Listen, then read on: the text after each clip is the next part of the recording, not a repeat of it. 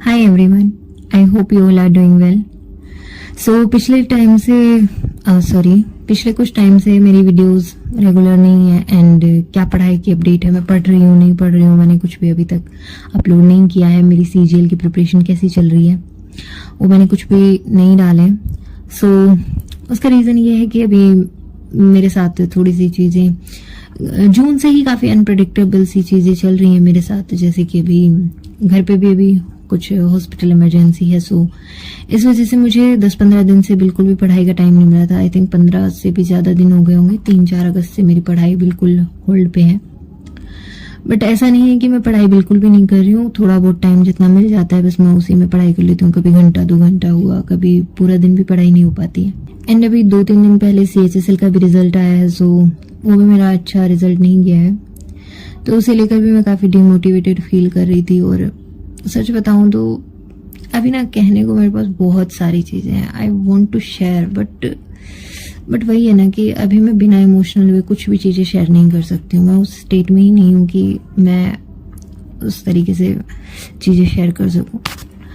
But ठीक है, अब CGL भी है, लास्ट अटेम्प्ट है मेरा CGL का, सो उसके लिए भी मुझे प्रिपेयर करना है। एंड ना चाहते हुए भी हम ना एक ऐसी सिचुएशन में आ जाते हैं कि मतलब सिचुएशन ख़राब है बट आपके पास ना कोई ऐसा एक इंस्टेंट सॉल्यूशन नहीं है कि आप उसको ठीक कर सको।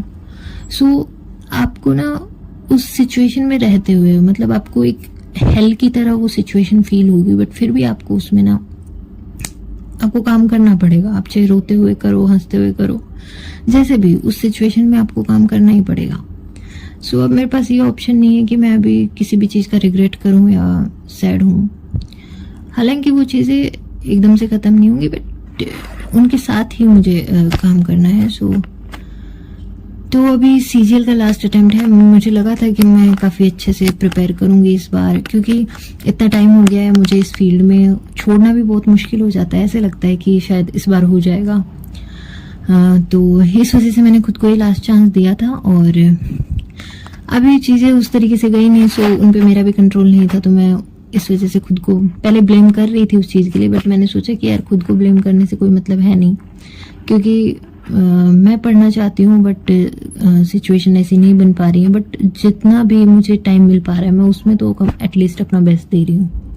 एंड मैं हमेशा एक ही चीज़ बोलती हूँ कि जैसे भी आपको सिचुएशन मिले, कैसे भी आप सिचुएशन में हो, चाहे कुछ भी हो रहा हो आपके साथ, आपका जो काम है, जो आपकी प्रायोरिटी है, उसमें आप अपना 100% दो। सो बस इसी तरीके से बस मैं लगी हुई थी।